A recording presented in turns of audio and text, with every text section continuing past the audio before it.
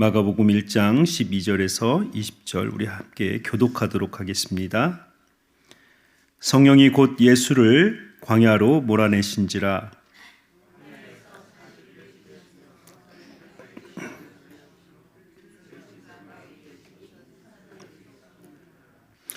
요한이 잡힌 후 예수께서 갈릴리에 오셔서 하나님의 복음을 전파하여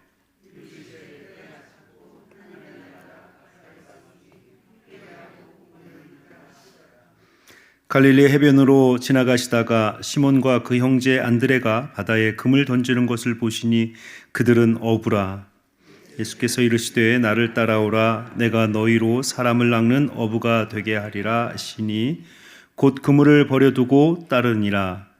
조금 더 가시다가 세베대의 아들 야고보와 그 형제 요한을 보시니 그들도 배에 있어 그물을 깁는데 곧 부르시니 그 아버지 세베대를 품꾼들과 함께 배에 버려두고 예수를 따라가니라. 아멘.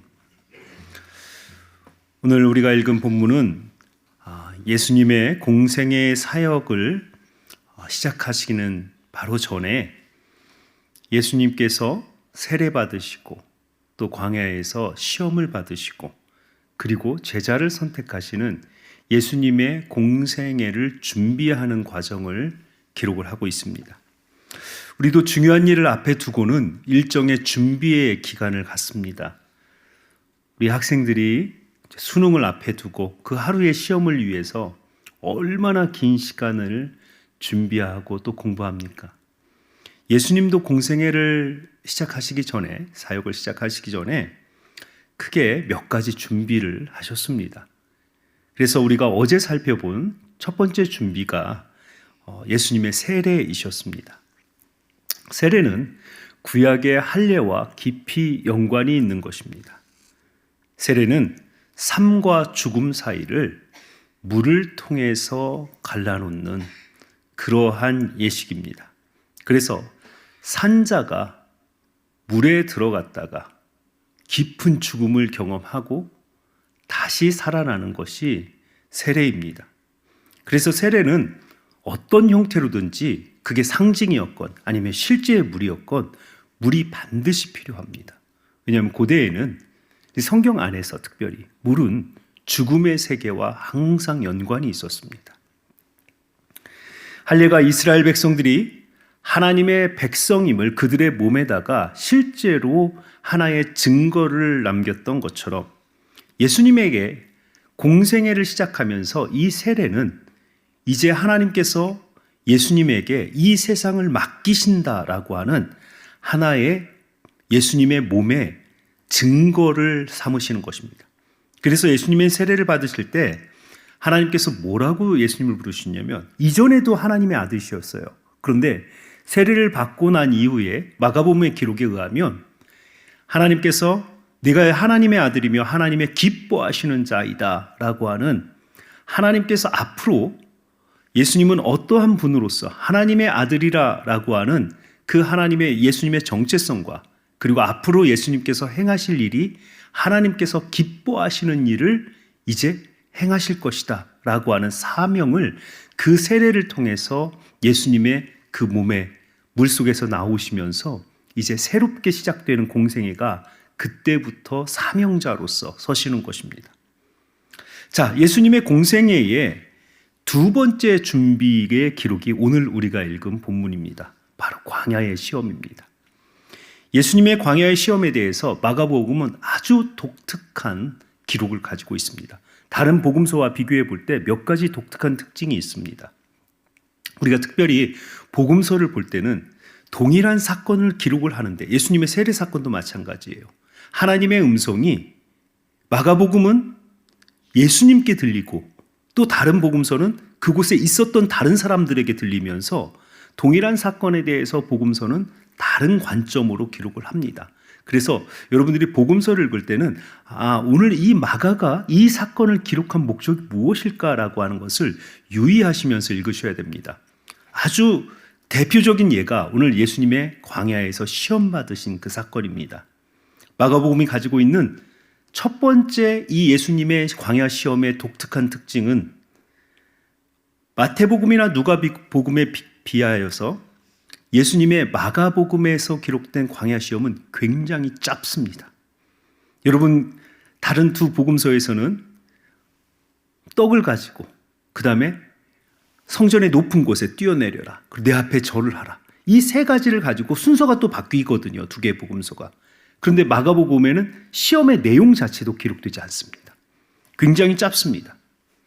다른 복음서에 비해 마가복음이 광야의 시험의 이야기를 자세히 기록하지 않은 이유는 이 시험의 기사가, 광야의 시험의 기사가 마가복음에서는 독립적인 기사가 아닙니다. 독립적인 이야기가 아니고 앞에 있는 세례의 사건, 그리고 뒤에 있는 제자 선택의 사건, 그리고 갈릴리 사역의 사건과 굉장히 밀접하게 연결이 되어져 있어서 마가는 딱 필요한 부분만 기록을 한 것입니다. 자, 그래서 우리가 12절을 보면 이렇게 기록이 되어져 있습니다. 성령이 곧 예수를 광야로 몰아내신지라. 표현이 좀 과격합니다. 성령 하나님이 예수를 몰아내셨대요. 그런데 이 본문의 헬라어의 원래 원문을 보니까 이렇게 기록이 되어져 있습니다. 그리고 즉시로 성령이 예수를 광야로 보내신지라. 여기서 주목해야 될 것은 그리고 즉시로입니다. 자, 그리고 즉시로가 어디와 연결이 되냐면 하나님께서 세례를 받고 나오시는 예수님을 향해서 하늘로부터 소리가 나기를 너는 내 사랑하는 아들이라 내가 너희를 기뻐하노라 하시니라. 하나님의 음성을 듣고 그리고 즉시로 성령 하나님께서 예수 그리스도를 광야로 보내셨다. 삼위의 하나님이 지금 예수님의 세례와 시험에 함께 지금 역사하고 계시는 하나님의 음성, 성령 하나님의 보내심, 예수님의 순종이라고 하는 이 삼위 하나님의 역사가 엄청난 일을 지금 준비를 하고 계시는 거예요. 마치 우리 학생들이 수능 하루 보기 위해서 긴 시간 보내셨다가 수능을 딱 시험 치르러 가는 그 아침처럼 삼위 하나님께서 지금 엄청난 일을 지금 시작하고 계시고 있는 거예요. 광야 시험이라고 하는 이 시험이 짧게 기록이 되어져 있지만 이 하나님 나라의 구원의 계획에 있어서는 굉장히 중요한 사건이시기 때문에 삼위 하나님이 함께 일하고 계시는 모습으로 그렇게 그려지고 있습니다. 자, 그래서 지금 앞에서 하나님의 음성이 듣고 나서 바로 성령 하나님이 예수 그리스도를 보내시고 예수 그리스도는 바로 광야로 나아가십니다. 이 사건이 연결되어 있다는 거죠. 예수님의 광야 시험에서 주목해야 될 또 다른 점은 예수님의 광야 시험에 들짐승이 함께했다라고 하는 이야기가 딱 여기에만 나옵니다. 이미 8절에서 요한은 예수님의 사역을 성령으로 세례를 베푸시는 사역이다. 나는 물로 세례를 주거니와 내 뒤에 오시는 이는 성령으로 세례를 주시는 분이다 라고 예수님의 사역을 성령 하나님과 연결을 시켰고요. 예수님의 세례 시에는 성령이 비둘기같이 예수님께 임했다라고 소개를 하면서 예수님의 세례와 시험을 이끌어 가시는 분이 성령 하나님이시다라고 하는 것을 분명히 하고 있습니다. 자, 그렇다면 우리가 이제 던져야 되는 질문은 그렇다면 왜 성령 하나님은 예수님을 광야로 보내셔서 40일을 머물게 하시고 그곳에서 사탄에게 시험을 받게 하셨을까라고 하는 거예요. 조금 더 자세히 설명드리면 왜 하나님, 삼위의 하나님이 함께 일하셔서 예수님을 광야로 보내시고 그 광야에서 예수님은 사탄에게 시험을 받으셨는가라고 하는 것입니다. 이 질문에 답을 찾기 위해서 우리가 본문을 다시 한번 주목해야 될 필요가 있습니다. 앞에서 말씀드린 것처럼 13절에 보니까요, 사탄에게 예수님께서 시험을 받으시며 들짐승과 함께 계시니 천사들이 수종들더라. 다른 복음서에서는 없는 마가복음에만 있는 광야에서 예수님이 들짐승과 함께 하셨다라고 하는 이 표현에 우리가 주목해야 될 필요가 있습니다. 마가는 예수님이 광야에서 머문 40일을 들짐승과 함께 했다라고 기록하면서 우리로 하여금 한 장면을 떠오르게 하는 거예요. 바로 그 장면이 에덴 동산에서 하나님이 만드신 짐승들과 함께 있으면서 하나님의 형상으로 그 짐승들을 다스리고, 광야에 있는 짐승들은요 거의 다 사람을 공격하는 짐승들입니다. 그런데 예수님께서 혼자 그 굶주려 가면서 광야에 있을 때 들짐승들이 예수님을 해하지 않고 예수님의 권세에 복종하면서 예수와 함께 그 들짐승들이 있었다라고 하는 것은 마치 에덴 동산에서 아담이 그 짐승들을 다스리고 있는 그 모습과 동일한 모습입니다. 그래서 마가복음은 예수님의 이 광야의 시험을 어떤 관점에서 지금 설명을 하고 있냐면 회복의 관점입니다. 예수님의 광야 시험을 단순히 사탄의 시험을 예수님이 통과했다 이렇게 보질 않아요. 인류의 가장 근본적인 문제인 원죄를 회복하는 것, 즉 아담의 죄악으로 무너진 하나님의 창조 질서의 회복을, 그것을 위해서 예수님은 광야에서 40일이라고 하는, 성경에서 40일은 꽉 찬 숫자입니다.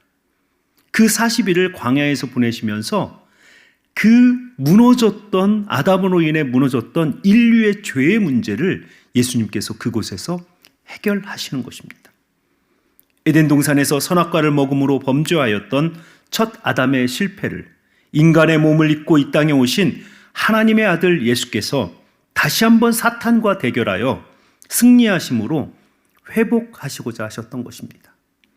그래서 예수님의 광야의 시험은 성령 하나님께서 주도하시고 성부 하나님께서 명령하시고 예수님께서 순종하셔서 사탄과 맞서 승리함으로 모든 인류를 회복하시고자 하는 예수님의 공생의 구원 사역의 중요한 준비 과정인 것입니다. 그래서 한편으로 예수님의 광야 시험은 사탄이 예수님을 시험한 것이 아니고 예수께서 사탄을 시험하셔서 그들의 나라를 무너뜨리고 하나님의 나라를 세우는 첫 계기가 되고 발판이 된 것입니다. 그래서 예수님께서 이 시험을 받으신 이후에 예수님께서 바로 갈릴리 지역으로 갑니다. 예수님의 사역의 본거지인 갈릴리 지역에 가서 공생애를 시작하시면서 처음 하신 말씀이 무엇이냐면, 때가 찼고 하나님의 나라가 가까이 왔으니 회개하고 복음을 믿으라 라고 말씀합니다. 이곳에서 때라고 번역된 것은 헬라어의 카이로스라고 하는 것이고, 하나님께서 특정한 일을 행하시기로 작정한 시간을 의미합니다. 그 하나님의 계획이 바로 예수 그리스도를 통해서 사탄의 나라를 무너뜨리는 것입니다.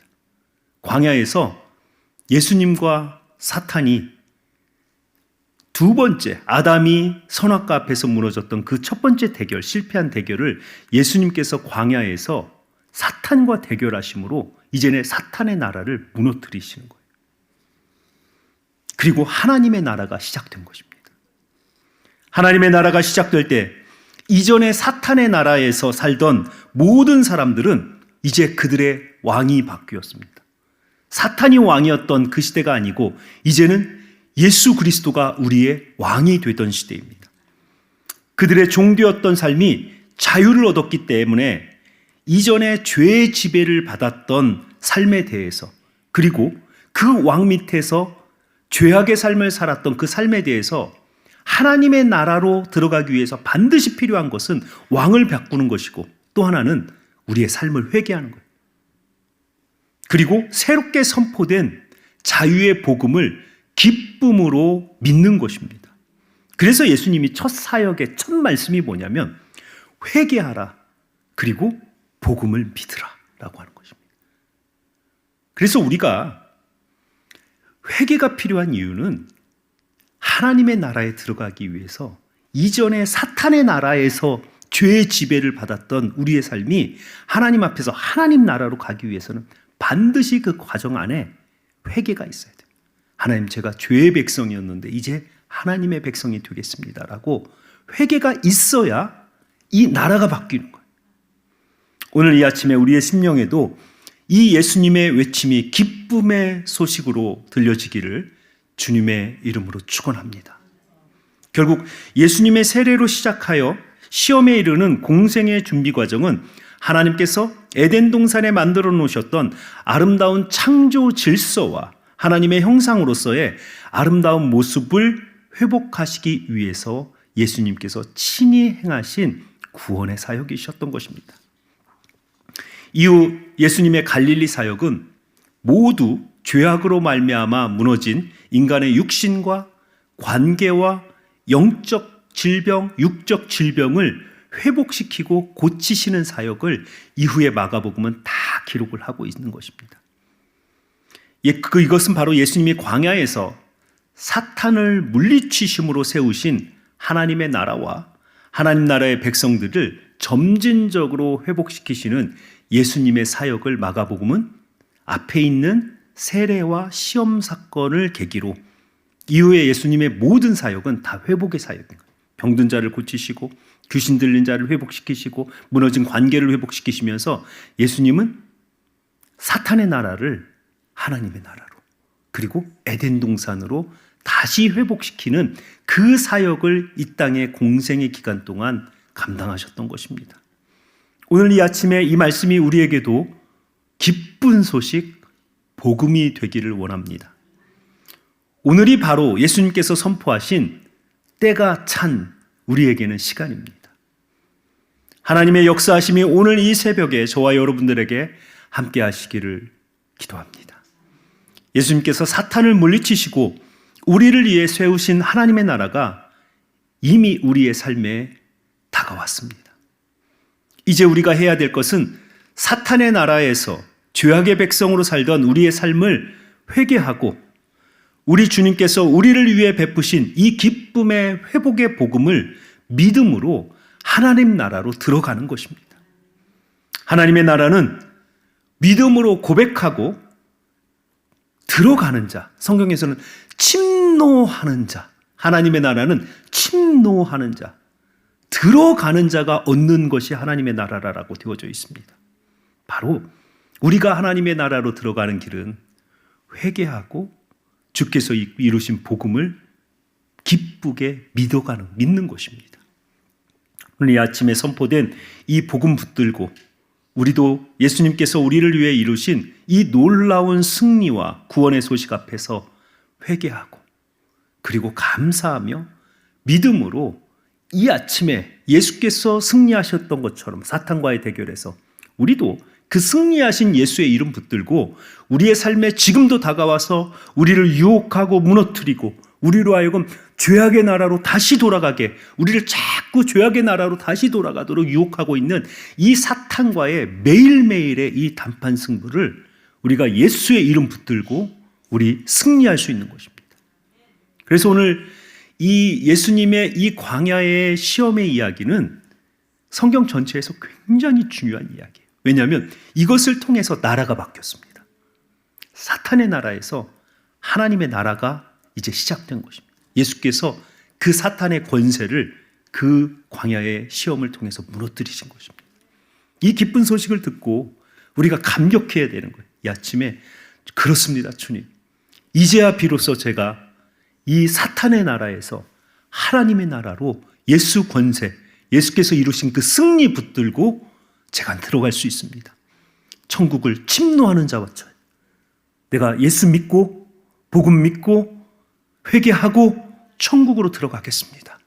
이렇게 우리가 이 아침에 선포되어진 이 말씀 붙들고 하나님, 오늘 이 귀하신 예수님의 이 광야의 시험을 통해서 하나님의 나라가 도래하였고 내가 하나님의 나라에 들어갈 수 있는 은혜를 주셔서 감사합니다, 주님. 오늘 이 말씀 붙들고 우리가 하나님 앞에 우리의 삶을 다시 한번 하나님의 나라로 이끌어가는 그러한 아침 되기를 원합니다.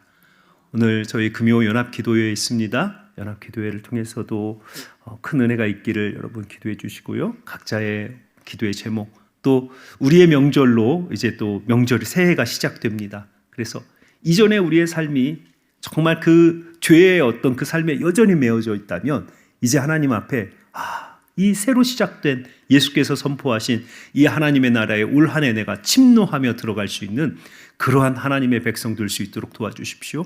새로운 마음으로 한 해를 시작할 수 있도록 주님 도와주십시오.